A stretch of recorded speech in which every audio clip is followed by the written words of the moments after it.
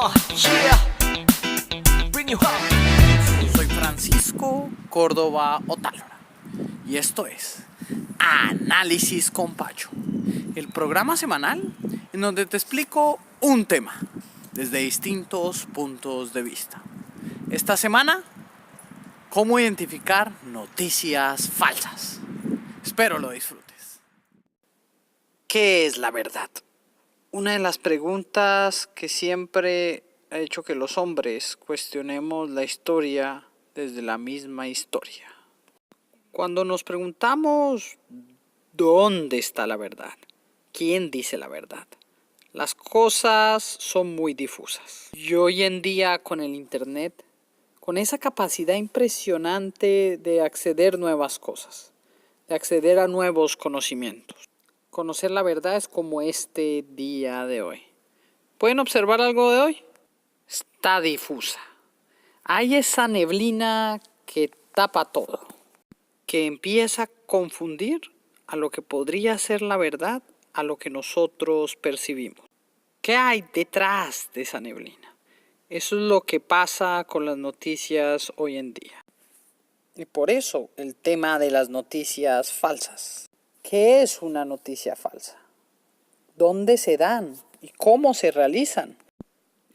Como el día en que nos encontramos hoy, la idea es identificar no una verdad absoluta, porque eso sería en contra de la misma evolución humana, sino lograr entender dónde están las diferencias entre las narraciones de distinta verdad.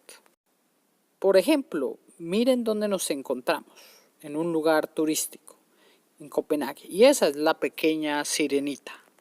Y efectivamente, miren el tamaño del cuerpo, es muy pequeña. Así que cuando alguien viene y visita Copenhague y le dice, ¿ya visitó la sirenita? Mire, es fantástica. Algunas personas llegan y se desilusionan. Otras contentas se toman la foto. La pregunta es, ¿cuál es la verdad?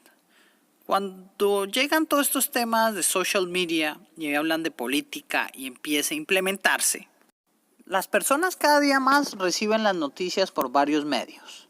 Veamos en esta que muestra que en los Estados Unidos ya el 44% de las personas reciben la noticia por Facebook. Pero, ¿qué está pasando? Encontramos por un lado el tema de los famosos memes. Los memes son generados por cualquier persona. Veamos algunos ejemplos. Este que están viendo es Eber Bustamante, exguerrillero colombiano y senador de la República por parte del Partido Centro Democrático. En redes sociales la gente comenzó a compartir esta imagen, que efectivamente había sido creada por otros senadores. Sin embargo, hay un problema. Él nunca posó e incluso le dijo a la gente que esa no era ni siquiera el color de la corbata. Entonces vemos como en varios temas se crean memes, la gente los comparte por las redes sociales y al no saber que son reales, pues se puede estar confundiendo a la población. Aunque él efectivamente estaba en contra del proceso de paz, él nunca posó con carteles. Esto se da por todos los lugares, pero incluso el mismo director de la campaña del no del plebiscito salió a confesar que habían exagerado e hizo que la Corte Constitucional de Colombia dijera que la gente había sido engañada. Así como Tony Blair hoy en día está en la campaña en contra de la ejecución del Brexit, diciendo que las personas fueron engañadas, que efectivamente muchas de las noticias que se compartían no era lo que la gente esperaba ni lo que la gente quería sobre el Brexit. Algunos creen que existe una verdad absoluta y algún día podrán ser juzgados, ya sea por el ángel de la justicia, por Dios. Y por eso tratan de siempre decir la verdad. Pero les voy a dar un ejemplo. ¿Se acuerdan ustedes que hacia el año 2012 hubo una gran noticia alrededor del mundo? La noticia decía que el mundo se va a acabar. 31 de diciembre, cuando llegaran la medianoche del 2012, allí es cuando terminaría. ¿Por qué? Porque lo dijeron los mayas. Ahora preguntémonos quién hizo estos análisis. Algunos dirían que fueron antropólogos, otros que fueron historiadores, otros que fueron incluso astrólogos. Entonces mi pregunta para ustedes es, las personas que identificaron que los mayas habían calculado que el mundo se acabaría en el 2012, ¿estaban dando una noticia verdadera o una noticia falsa? Si el resultado del análisis que ellos hicieron en los manuscritos, en las pruebas que encontraron, llevaron a la conclusión que el mundo se acabaría en el 2012, estaban compartiendo efectivamente una noticia verdadera. Pero el mundo no se acabó. Entonces la gran pregunta es, ¿entonces esta fue una noticia falsa? Y así es como muchas cosas a través de la historia se modifican. Por eso dicen que la historia la construyen es los vencedores. Cuando analizamos un poco de textos, ¿sí?, que incluso desde que nos enseñan en el colegio o en la escuela, no resultan tan ser ciertos como nosotros creíamos. Por ejemplo, recordemos que cuando se inició la Segunda Guerra Mundial fue que los nazis hicieron parecer que Polonia había atacado a Alemania, ¿sí? Algunas personas hoy en día no creen esto, ¿sí? Y esto está en algunos documentos pues escritos de las reuniones del Führer, de Hitler, con varios de sus hombres. Otras historias pueden modificarse y hay gente que todavía son incrédulos y dicen, no, el hombre no ha llegado a la luna. ¿Y por qué es? Porque, creen en teorías de conspiración, pero a la vez, como solo fueron norteamericanos los que llegaron a la luna, entonces ya le quita valor. Entonces veamos cómo cosas que efectivamente son hechos que ocurrieron pueden comenzar a ser discutidos. Veamos en China. Por eso el tema de los filtros en China es impresionante. Porque si ustedes van a China hoy en día y no están conectados a la red de China y googlean y buscan Tiananmen Square o Plaza de Tiananmen, ustedes no van a encontrar lo que ocurrió en el año 1989, que fue una gran revolución para hacer que la democracia volviera a China. Entonces ustedes desde China no pueden encontrar esta información. Si ustedes lo googlean desde otra parte del mundo, lo hacen. ¿Qué pasa? Si usted es un chino o está en China, puede utilizar algo que se llama VPN, que es un sistema para saltarse esa gran muralla china de la información y así acceder a lo que realmente sucedió. Entonces, Tiananmen, que es un hecho real, ¿sí?, para el gobierno chino lo presenta como una noticia falsa. Pero se sabe que efectivamente ocurrió porque hay unas fotografías. Entonces otros dicen, no, ¿serán que fueron falsificadas esas fotos? Y bueno, y así es que comienza todo este tema de las noticias falsas, ¿sí? Entonces al final, ¿qué es la noticia falsa? Porque, por ejemplo, si alguien está dando un discurso y si ustedes toman simplemente una parte de ese discurso y la comparten, diciendo, por ejemplo, los casos que más ocurren es con el presidente Trump, cuando ustedes sacan de contexto una frase, puede cambiar totalmente la frase.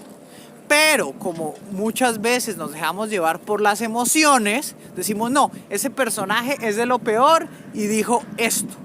Por eso es importante siempre contextualizar. Pero ¿cuál es el problema? Que muchas agencias noticiosas lo único que están haciendo es tomando una frase y publicándola, diciéndola, esto fue lo que dijo. Pero ustedes siempre tienen que entender cuál es el contexto de las noticias. O si no, también ustedes empiezan a caer en compartir noticias falsas. Y esto es un mensaje muy especial para ustedes los periodistas. Una gran pregunta que nos deberíamos hacer es entonces, ¿cómo disminuir las noticias falsas? O ¿cómo prevenir? ¿O quién es el responsable? Si recordamos, dentro de la campaña presidencial donde ganó el presidente Trump, descubrimos una tendencia gigantesca que eran personas que no tenían empleo, estaban desocupadas y simplemente empezaron a generar, hicieron su propia página web y empezaron a generar noticias falsas de adrede. Entonces decían, por ejemplo, se descubrieron unos votos a nombre de Hillary Clinton en el condado de Ohio. ¿Y qué hacía este personaje?